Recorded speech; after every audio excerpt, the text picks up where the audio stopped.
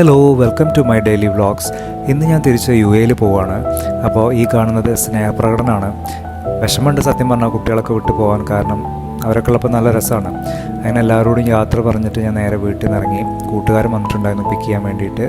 നമ്മൾ നേരെ കാലിക്കറ്റ് എയർപോർട്ടിലേക്കാണ് പോകുന്ന വഴിക്ക് കുറ്റിപ്പുറത്ത് ഇറങ്ങി ഫുഡൊക്കെ കഴിച്ച്. ഇപ്രാവശ്യത്തെ യാത്ര എനിക്ക് ഷാർജക്കാണ് ടിക്കറ്റ് കിട്ടിയത്. എനിക്ക് ഷാർജയിൽ നിന്ന് പിന്നെ ദുബായിൽ പോകണം.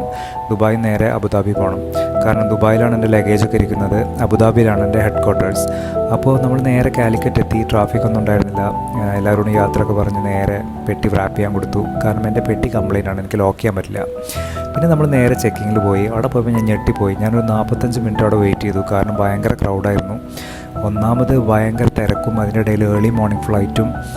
അങ്ങനെ എങ്ങനെയൊക്കെയോ ചെക്കിങ് എല്ലാം കഴിഞ്ഞ് നമ്മൾ ഗേറ്റിൻ്റെ അവിടെ എത്തി.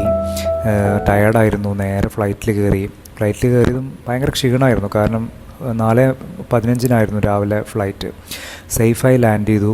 പിന്നെ ഷാർജയിൽ ലാൻഡ് ചെയ്യുമ്പോൾ ഭയങ്കര ഭംഗിയാണ്. കാരണം ഭയങ്കര ഗ്രീനിഷാണ് compare with Dubai and Abu Dhabi. സേഫായിരുന്നു ലാൻഡിങ്, കുഴപ്പമൊന്നും ഉണ്ടായിരുന്നില്ല. പിന്നെ നമ്മൾ നേരെ ലഗേജെല്ലാം കളക്ട് ചെയ്യാൻ വേണ്ടി പുറത്തേക്ക് പോയി. അങ്ങനെ പെട്ടിയെല്ലാം മേടിച്ചു, ഒരു കാപ്പിയെല്ലാം കുടിച്ച് നേരെ ദുബായിലേക്ക് ബസ് കയറി. എനിക്ക് പബ്ലിക് ട്രാൻസ്പോർട്ടൊക്കെ ഭയങ്കര ഇഷ്ടമാണ്. അങ്ങോട്ടൊക്കെ എത്താൻ നേരത്തെ ഞാൻ മാത്രമേ ഉണ്ടായിരുന്നുള്ളൂ ബസ്സിൽ. പിന്നെ നമ്മൾ മെട്രോ കയറി എനിക്ക് ദുബായ് ഇൻ്റർനാഷണൽ സിറ്റിയിലേക്കാണ് പോകേണ്ടിയിരുന്നത്.